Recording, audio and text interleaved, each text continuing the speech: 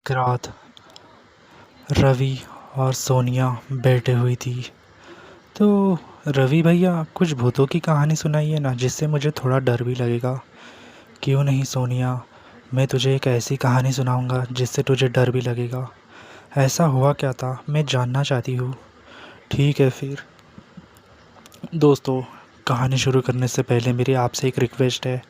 हम एनिमेशन बनाने की बहुत मेहनत करते हैं, हमने दिन रात एक कर दिए है। मैं देख रहा हूँ कि आप हमारे एनिमेशन को फॉलो यानी सब्सक्राइब नहीं करते, ना ही चैनल को सब्सक्राइब करते हैं, ना ही लाइक करते हैं, ना ही शेयर करते हैं। ऐसे ही चलता रहा तो मैं आप सबके लिए नई नई कहानियाँ कहाँ से लाऊंगा।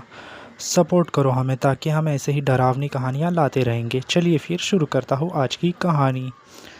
तो क्या हुआ था, मैं तुझे कहानी सुनाने जा रहा हूँ एक ऐसे लेजेंड की जहाँ पर सब इंग्लिश लोग थे। वहाँ पर ये घटना हुई थी एक गांव में। समर वेकेशन का टाइम था। एक संदीप नाम का लड़का था, वो अपने दादा दादी के यहाँ पर रहने गया था।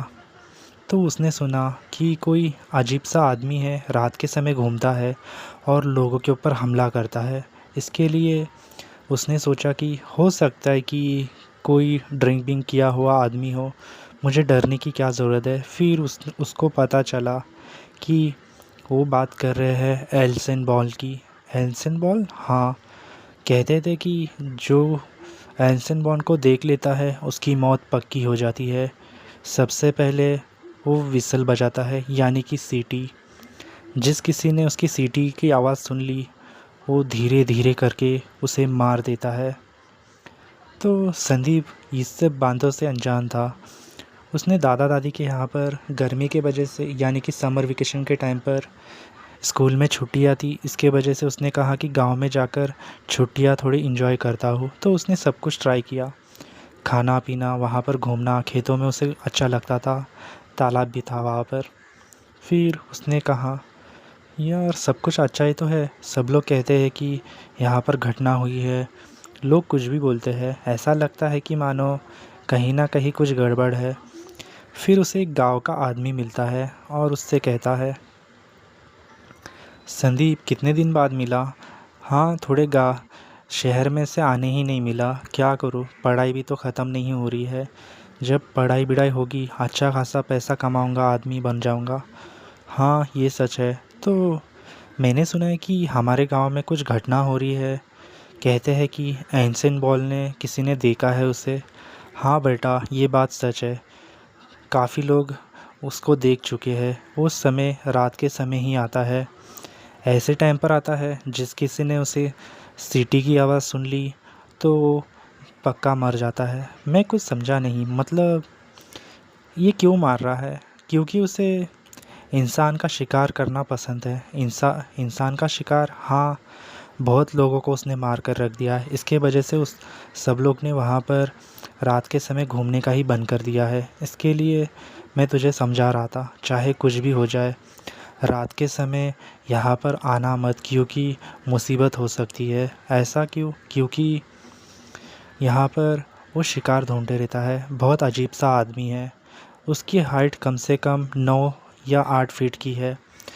वो कभी यहाँ पर आता है, कभी वहाँ पर जाता है। इसके वजह से लोग उससे काफ़ी डरते हैं और रात के समय घूमने के लिए डरते हैं। फिर सोनिया कहती है, बाप रे, इतनी भयानक कहानी, मुझे डर लग रहा है। तो आगे सुनेगी या बंद कर दो? नहीं नहीं, सुनना है मुझे, आगे क्या हुआ उसका। फिर क्या था? तो उसने संदीप ने ज़्यादा सीरियस नहीं लिया, क्योंकि उसने कुछ देखा ही नहीं था। इसके वजह से उसने कहा, चाहे कुछ भी हो जाए, मैं दादा दादी के यहाँ पर ही रहूँगा। फिर उसने हर रोज़ की तरह खेतों में गया और सब जगह पे घूमने लगा। उसने ज़्यादा दोस्त लोग नहीं बनाए थे, इसके वजह से ज़्यादा लोग उसकी पहचान के नहीं थे। उसका एक ही काम था, घुड़सवारी, यानी कि हॉर्स के ऊपर बैठना और नए नए जगह पे जाना।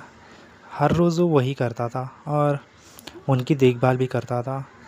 फिर उसके दादा और दादी ने कहा, देखो बेटा, अब काम बढ़ने वाला है, तुम्हें खेतों में जाना होगा। वो तुम्हें कुछ बीज दिए जाएंगे, उसमें तुम्हें खेतों में डालना है और उसके ऊपर पानी मारना है, क्या तुमसे होगा? तो उन्होंने कहा, इतना सब कुछ है। हाँ, हो जाएगा, आप चिंता मत करो, क्योंकि आप चिंता करोगे तो फिर मैं आगे काम कैसे करूँगा, आपको तो पता ही है ना। फिर उसके दादाजी ने कहा, तेरी पढ़ाई हो गई है क्या, तूने लिख दिया सब, होमवर्क मिला था? हाँ दादाजी, मैंने सब कुछ लिख दिया है, आप किसी बात की चिंता मत करो और आराम से सो जाइए। चल, मैं हम तेरे खाने का इंतज़ार कर रहे हैं। फिर उन लोग एक टेबल के यहाँ पर खाना खाने लगते हैं। जैसे ही उसने खाना खाने के लिए बैठता है, वो कहता है कि खेतों के अंदर साफ़ सफाई तो कर दी है ना? हाँ, हमने कर दी है साफ़ सफाई, आप कल जाकर देखना है बस, कुछ चिंता की बात नहीं है। फिर उसकी दादी कहती है, हमारे इधर अच्छा लग रहा है ना, तू हमेशा शहर में ही रहता है, इस बार हमने कहा कि तुझे बुला लेते हैं। हाँ हाँ, अच्छी जगह है, मैं काफ़ी जगह पे घूम कर भी आया हूँ, मुझे पसंद आ गई वो जगह। संदीप बहुत खुश था क्योंकि उसे एक नई जगह मिली थी घूमने के लिए। उसने कहा कि सब कुछ ठीक ही चल रहा है। उसके उसके बाद फिर वो एक रात जैसे ही बाहर गया तो उसे सीटी की आवाज़ सुनाई दी। फिर उसने कहा, दादाजी ये सीटी की आवाज़ कहाँ से आ रही है? तो उन्होंने कहा, चलो बेटा अंदर। और काफ़ी भयानक हवा छोड़ रही थी, ऐसा लग रहा था कि मानो कोई तूफ़ान आ रहा हो। तो उन्होंने कहा, क्यों, मैं जानना चाहता हूँ आप मुझे घर के अंदर क्यों भेज रहे हैं? तो उसने कहा, तुम्हें पता नहीं, उसका टाइम हो गया आने का। किसका टाइम हो गया? एल्सेन बॉल। एल्सेन बॉल, हाँ, वही 9 फीट का एक भयानक शैतान। वो रात के समय आता है, उसके खांधों के ऊपर बोरी रहती है, उसके अंदर हड्डियाँ है। हड्डियाँ, हाँ, वो हड्डियों से किसी ना किसी का शिकार करता है। मैं कुछ समझा नहीं, आप मुझे पहले से बताइए ना, मैं पहले से समझना चाहता हूँ। तो ये बात है कुछ कुछ टाइम पहले की। उस एक गांव था, वहाँ पर एक लड़का था, करीब वो 9-12 साल का होगा। तो उसने उसके मम्मी पापा थे, मम्मी खाना बनाती और उसके पापा हॉर्स का काम करते, यानी कि घोड़ों को संभालने का। फिर उसके पापा को उसने कहा, देखिए डैड, आप मुझे मीट खाना है, आप जाकर किसी ना किसी को तो लेके आइए। तो उन्होंने कहा, ठीक है। फिर वो शिकार के लिए चले गए जंगलों में। वो सुबह गए थे, इसके वजह से उन्हें आने में समय लगा। उसके बाद उसकी माँ कहने लगी, बेटा क्या हुआ? तो मैंने उनसे कहा, मॉम वो कितने दिन हो गए, डैड आए नहीं ना, कितने बजे है? हाँ, मैं एक काम करूँ क्या, उन्हें ढूंढ कर आऊँ? रात भी तो हो गई है, कुछ खतरा हो गया तो? एक काम कर, एक चाकू लेकर जा, हो सकता है कुछ खतरा हो जाए तो उससे तुम बच सकते हो।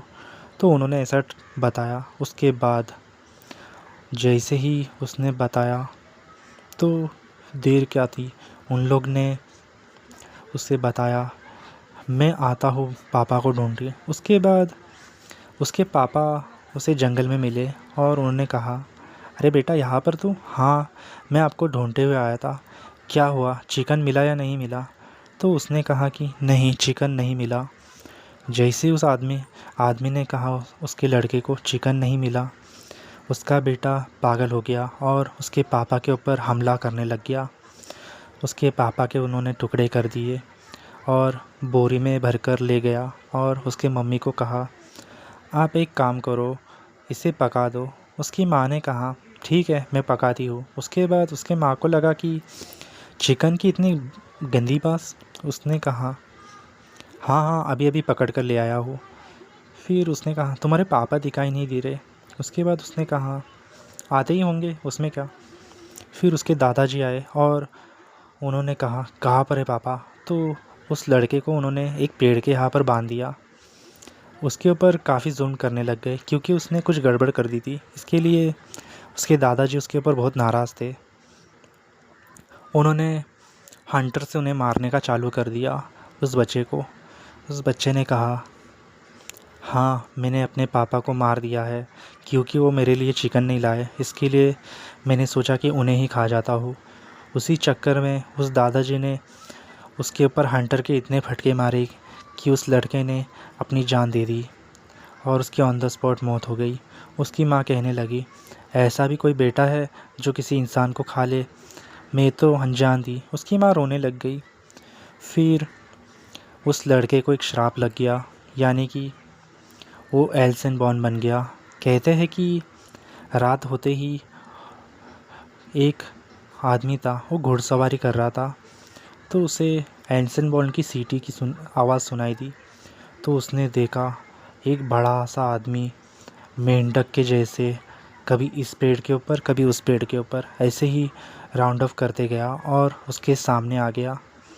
उसने पहले हमला किया, उसके बोरे में से एक हड्डी निकाली और उसके फेंक कर मारी। उस आदमी के सर पर लग गई। वो आदमी, उसका खून आया और वो जगह पे ही उसकी तड़पने लग गया। उसके बाद एल्सन बॉर्न उसे खाने लगा, जैसे कि मानो कभी उससे कोई मिला ही ना हो।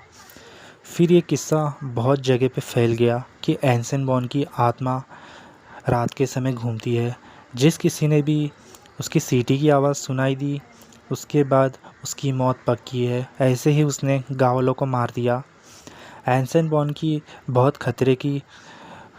खतरा है उससे, इसके लिए लोगों ने रात में घूमने का ही बंद कर दिया। उसके बाद उसे ये पता चला तो उसने सोचा, अच्छा ये कहानी थी। संदीप को पता लगा। उसके बाद संदीप ने कहा, मैं घोड़ों को बांधना भूल गया, क्योंकि उसकी एक घोड़ों की बहुत सारी गैंग थी, तो उसने सोचा कि घोड़ों को बांध देता है।